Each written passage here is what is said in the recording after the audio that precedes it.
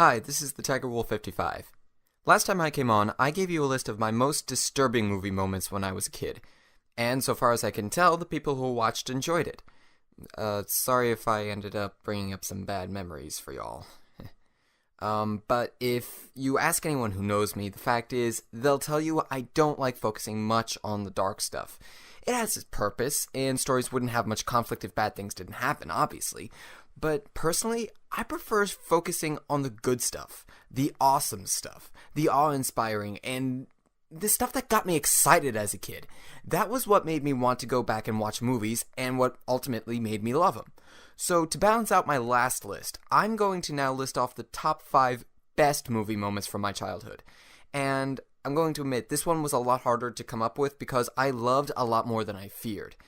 But real fast, spoiler warning, a lot of what I loved was finales, so yeah, consider yourself warned. Okay, at number 5, The Lion King. You'd probably have been hard-pressed to find a kid in the 90s who didn't love this movie, and I was no exception. This was my favorite for a good while. The characters were fun to watch, the songs were catchy, the story was inspired by Shakespeare, but most of all, the scale was huge.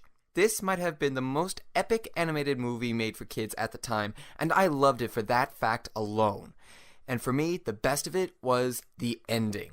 Simba going back to confront his past. A battle for the throne. Simba versus Scar. Lion versus hyena. Fire. Lightning. A kung fu baboon? Seriously? Anyway, this scene got me pumped, and I just wanted to watch it again and again, particularly when Simba steps up onto Pride Rock and roars out into the rain to announce his claim to rule over the Pride Lands before we get another sweeping shot of Pride Rock as his and Nala's son is presented before the kingdom, bringing the movie full circle and completing the movie's philosophy on the circle of life. It was just awesome. Simba confronting the demons that he had been trying to ignore for so long was very satisfying, and it was just great seeing the slimy Scar get his due in what is probably one of the most gruesome ends for a Disney villain. Just about all the characters had some level of involvement, but the focus was squarely where it should be, the conflict between the deposed nephew and the evil uncle, and I was enthralled. Like I said, this was my favorite for a while. Until my older cousin busted the tape and the VCR, and by the time we got a replacement, I had grown up and couldn't look past the annoyance that is Timon and Pumbaa any longer. Amazing how two characters can mar what is otherwise a great film. Even so, the scene stands as what I believe to be the height of classic animated awesomeness in a final act. Number 4, Superman 2. Yes, I know, the Superman franchise makes another one of my lists, but I have good reason for it. When I watched it for the first time, I was not a Superman fan. I had watched him in old cartoon reruns and read a couple of comics of his, but the character was just kind of to me. I think that started to change, though, after this movie. In it, Superman gives up his powers so he can be with Lois Lane.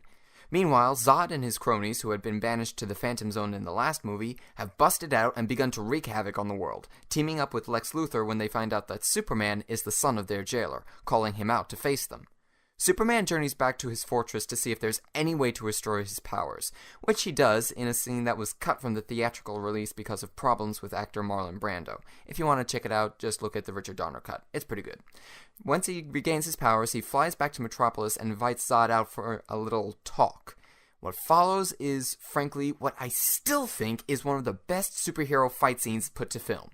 Maybe technically it doesn't hold up to the likes of the Avengers anymore, but keep in mind that this was done before the age of CGI, and it's pulled off brilliantly. Everything is on display here. Flight, speed, super strength, heat visions, freeze breath. It was awesome. I watched it and I thought for the very first time, wow, I wish I could do that. But even more than that was the fact that Superman was facing 3 opponents who were just as powerful as he was and had military training under their belts as well, and Supes was still holding his own, even while protecting everyone else. I found that really impressive. And while the initial fascination with Superman was just how awesome his powers were, the more I learned about the character, the more I liked him. That wouldn't have happened without this scene. Even though the fight ended up being a technical defeat for him, I didn't care.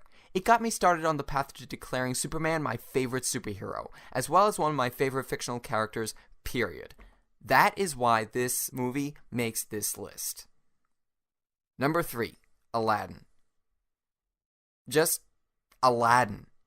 Before Lion King came out, this was my favorite movie. Okay, retracted. This was my favorite movie until I watched it too many times. My parents took it away for various reasons, and Lion King came along in the interim. But before that happened, I couldn't get enough of this film. I actively memorized it. Not just the songs, but entire scenes. To the point where I still have some of them in my head, and still know the songs better than the Ninja Psychic Wonderloo. Not that I really want to. No single scene stood out more than the rest. I just loved the whole thing. The adventure, the music, the comedy, the characters, the villain, even the romance didn't turn me off. That's pretty big for a 5-year-old boy. Aladdin the Street Rat was just a blast to watch, and a great hero for a young boy to latch onto. Jafar was a sinister, interesting, fascinating villain who still remains one of the top Disney villains. Genie, he was just a ton of fun. And Jasmine seemed to complement the adventure perfectly.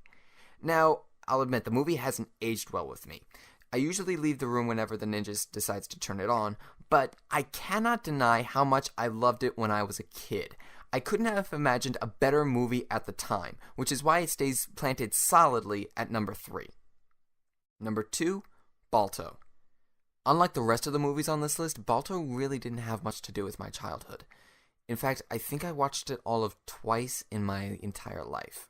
Maybe 3, but I'm just putting that number out there because you always have to include a margin for error when dealing with early childhood memories. Because of that, I don't remember much about the movie itself. In fact, I had to look up the info for this movie on the internet just so that I could go over it in this little blurb. Even so, one scene did stick with me, the white wolf scene. In the movie, Balto, made a half-wolf for dramatic purposes, despite the fact that the real Balto had no wolf in him whatsoever, has been rejected all his life because of his heritage. Because of that, he's felt the need to reject his wolf side himself if he ever wants the life he dreams of, that of being one of the sled dogs in Nome, Alaska. When an outbreak of diphtheria hits the small town, a sled dog team is sent to retrieve the vaccine from a train station, but it ends up lost in a snowstorm. Balto goes to lead it back and ends up leading the team himself. However, the trail that he marked gets tampered with by a rival, and he ends up lost, flying over a cliff along with the vaccine in his panic. Both he and the vaccine are in one piece, but he has no way of getting back to the team now, and he despairs. At that moment, a large white wolf shows up in front of him and howls in greeting. Still thinking he has to reject that part of himself, Balto turns away, and the wolf begins to walk off. But then Balto remembers something that his friend had told him earlier, that his journey could not be undertaken by a regular dog, but perhaps it could by a wolf. In that moment, Balto realizes that what he had always considered a curse may have actually been a blessing, given to him for just this moment. He finally embraces both parts of himself, howling back to the white wolf, gaining the strength and determination needed to make the climb back up the cliff with the vaccine before leading the dogs back to Nome. This was an incredible scene. The animation is absolutely beautiful, and the whole bit was done so well that it barely needed any dialogue aside from the repeat of Balto's friend from earlier. Like I said, this scene stuck with me even when nothing else about the movie did. I found it kind of inspiring, I guess, as this is a character who had been denying himself for so long, only to find out that he was stronger than he ever could have realized. He just needed to accept all of himself.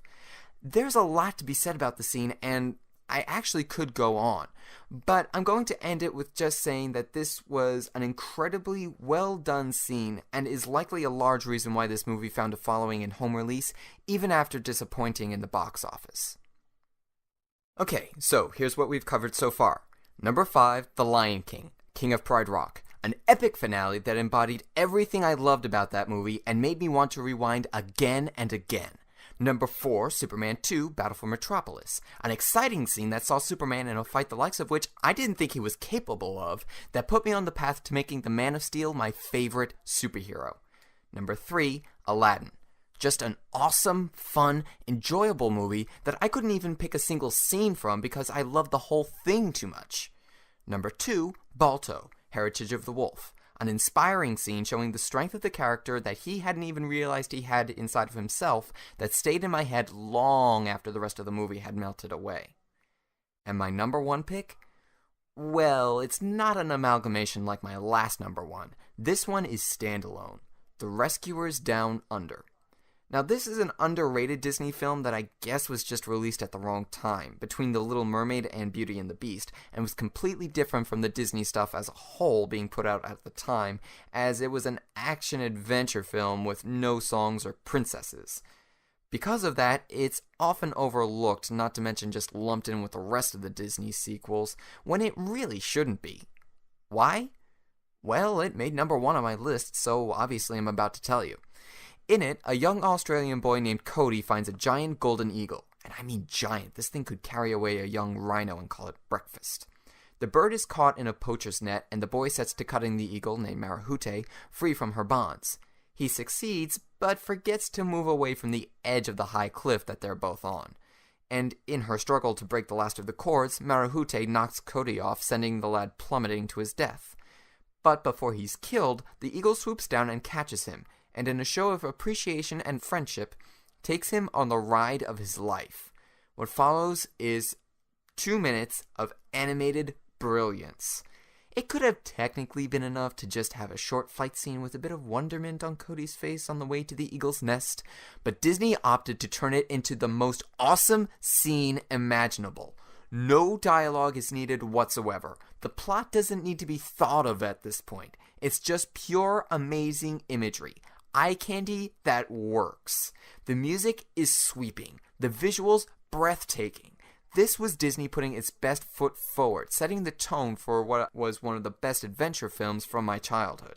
It made me want to run and jump around. It made me want to find a giant eagle of my own or some other cool animal to pal around with. It made me want to jump off the roof and see if the homemade parachute I made would work. Fortunately, my parents locked away the ladder, so that wasn't happening. But basically, the scene made me want to do something. It got me excited, not just for the movie itself, but for anything. And for a kid, that is possibly the best thing a movie can do. And that, along with the other reasons that I already mentioned, is why I count it as the best childhood movie moment of my life. It was just, I don't know, words fail me. Brilliant, amazing, wunderbar. Whatever you can think of, it was good. And that's it. This is also the last list I plan on doing. I hope that you enjoyed it. Like I said, it was really difficult for me to narrow down my picks. And actually now going over these memories, I wonder why I don't enjoy some of these movies more than I do. Hakuna Matata, what a wonderful phrase.